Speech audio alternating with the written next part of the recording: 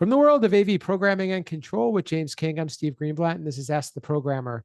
James, how are you today? It's been a couple weeks since InfoComm. I hope you're feeling more recovered, and it was good seeing you a couple weeks ago.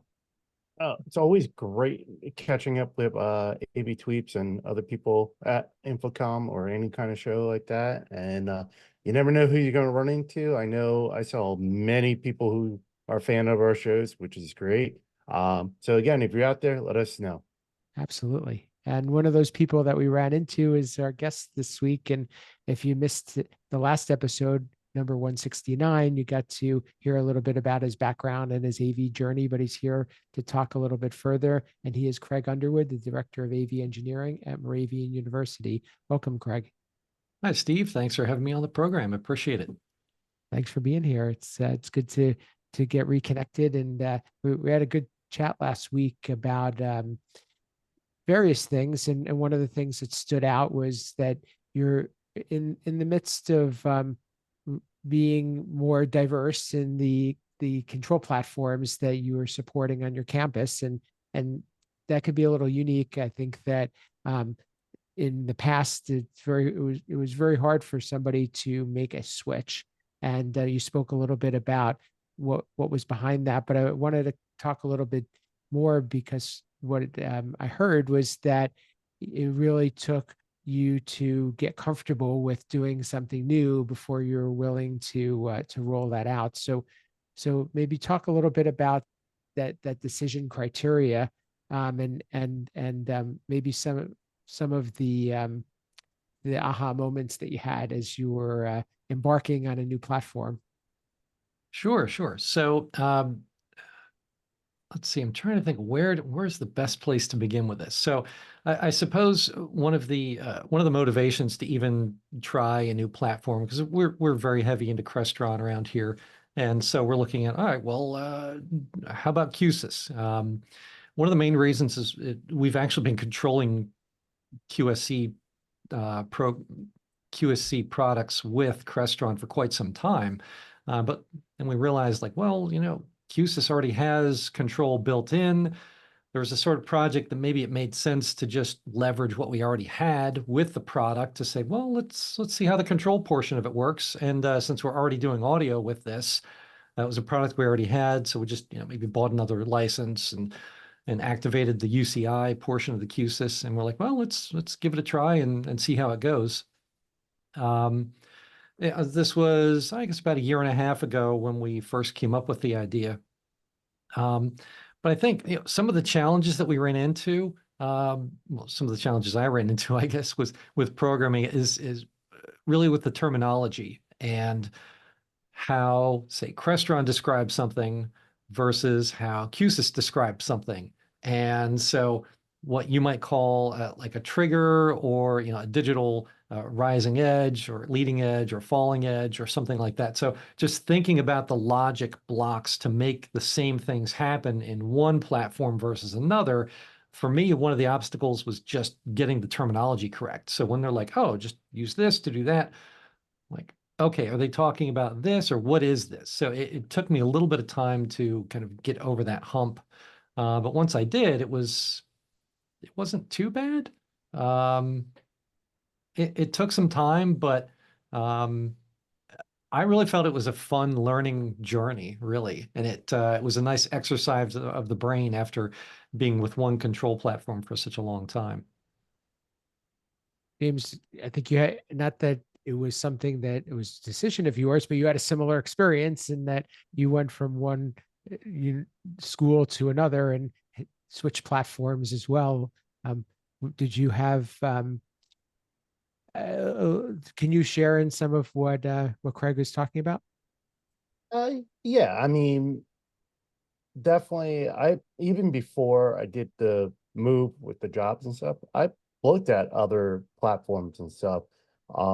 So I will kind of kick this back to Craig, because I know when I was looking to go from what I was programming in AMX to Crestron, I did a lot of, figuring out and like what is going to cost to do it And I don't mean money wise. I am at resources like, okay, I'm on my team, I program AMX. My team understands AMX. Maybe not full programming of it, but they can at least work their way through. If we moved over to Crestron, that's a whole different ballgame they have to learn. And I had to take that in consideration as well. So even what coming here is, okay, yeah, we are a Crestron house now, but as I said, I don't have brand loyalty. I have no problem switching if it's not meeting our needs. So I'm always out there looking for what is the best solution. And again, is if we are going to move platforms, I need to do all that need analysis and the cost to make those changes, and not always the money. Like we got to take into people support, all that stuff into consideration as well. So Craig, how did you actually handle that? Well, that's a great point, and it actually hits on some major reasons why we decided to go down this road. We had a new hire within the last year, and who focuses on events, and he's phenomenal. But he's also QSIS certified with level 1, so he already had that background to be able to dive right into QSIS. And a lot of our event spaces already have QSIS DSPs for audio. So whether they're adding microphones or changing routing, doing conferencing with Zoom.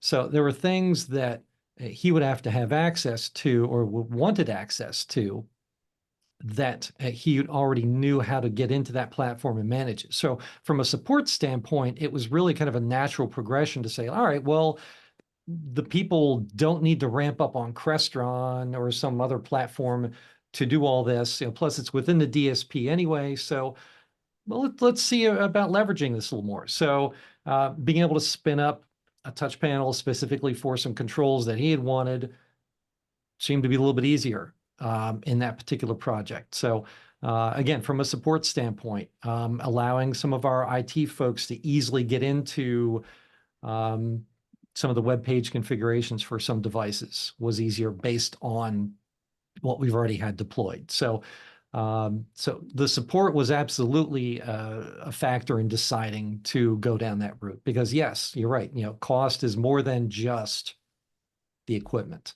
So it was, yeah, definitely a strategic decision there.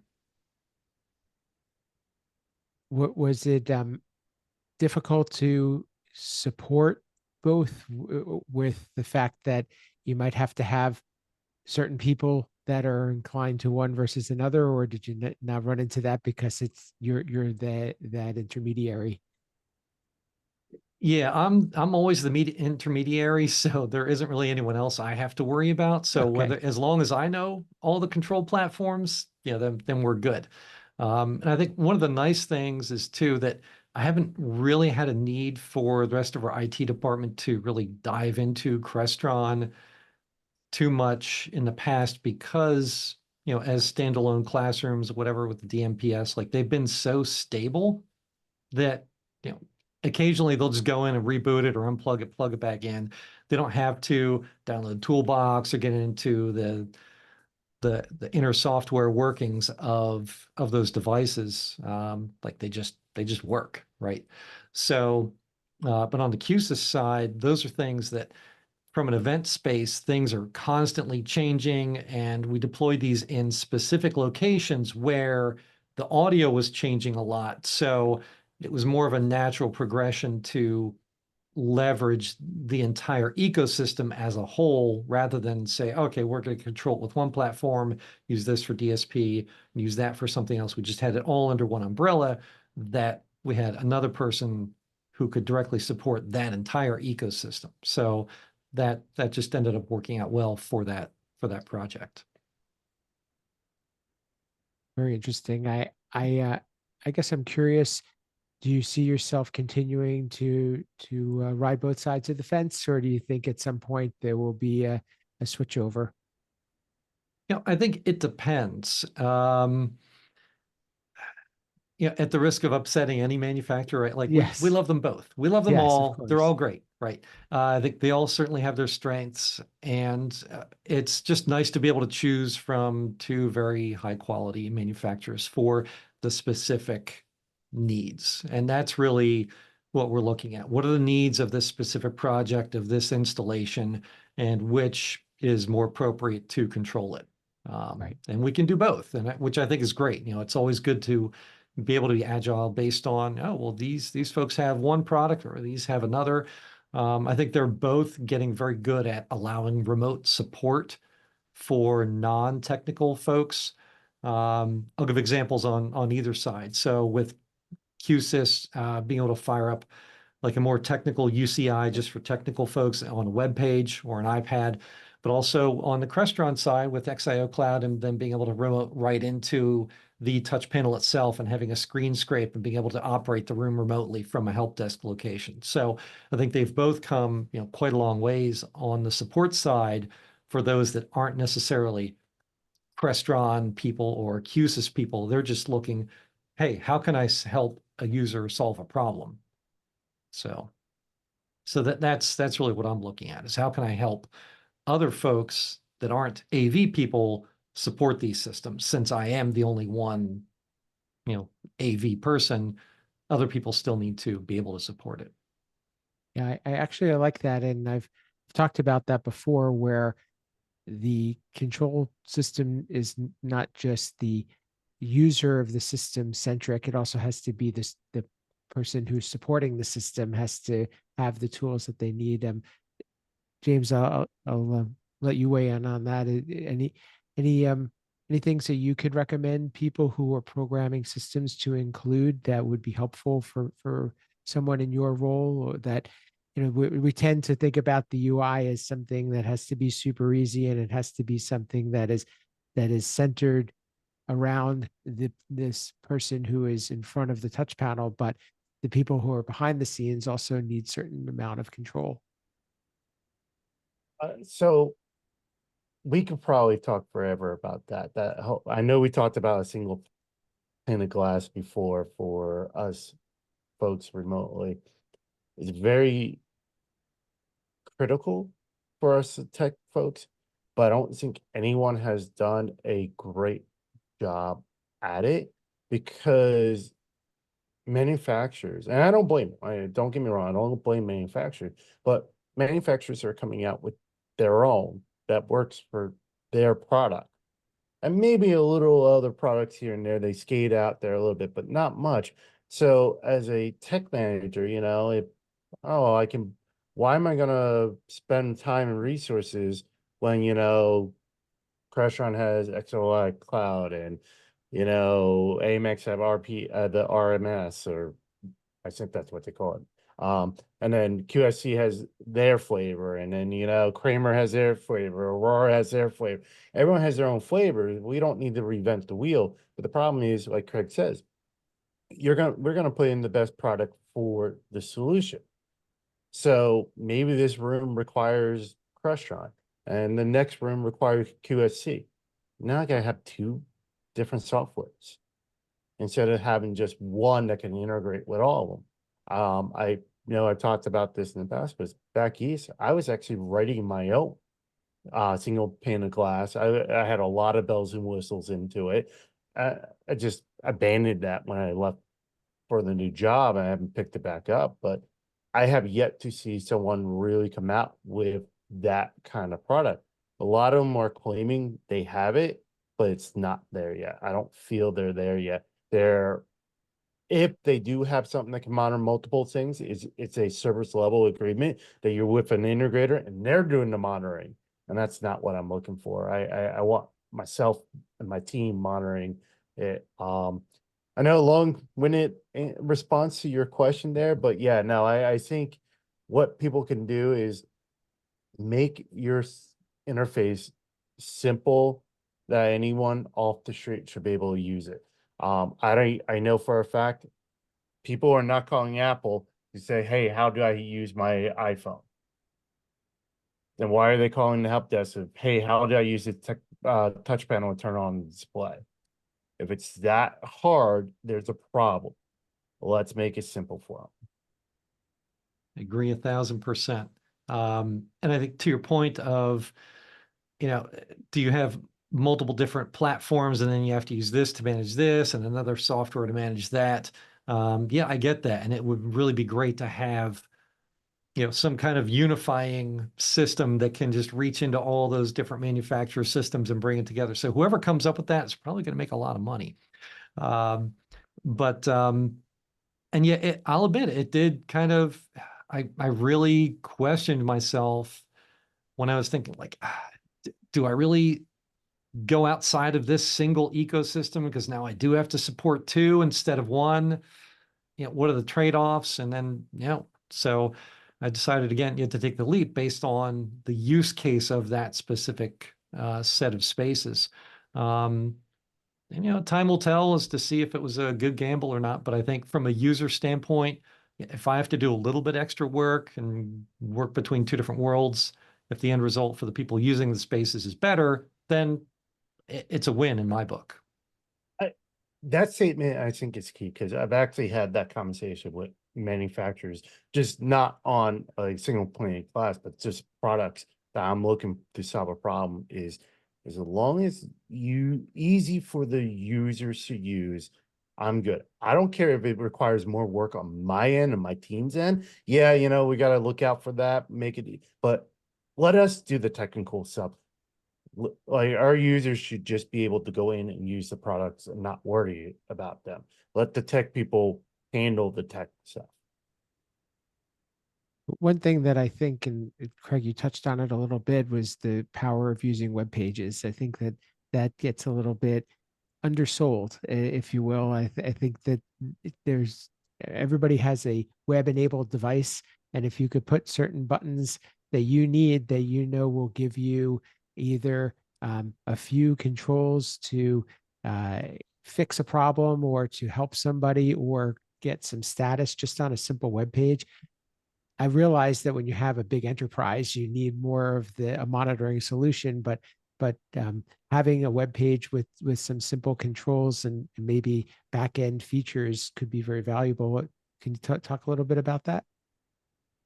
Sure. So I think with some of the systems we're deploying, we are trying to move towards giving our IT help desk the ability to just easily have visibility into these spaces, typically with a web page. That's ultimately what I'd like to do, is just give them, all right, here's a list of bookmarks. If you get a call about this space, fire up the bookmark and then boom, now you can control the room or at least see the status of the space, see, oh, well, they're trying to project this source, but the source doesn't have a video signal. Is that because it's off, or is there a cable loose or something like that? So just being able to give them that initial information and intelligence about the space so that they can more effectively and quickly resolve problems, right? Because we're never not going to have problems. There's always going to be some way. People will break something regardless of how well we build it, right?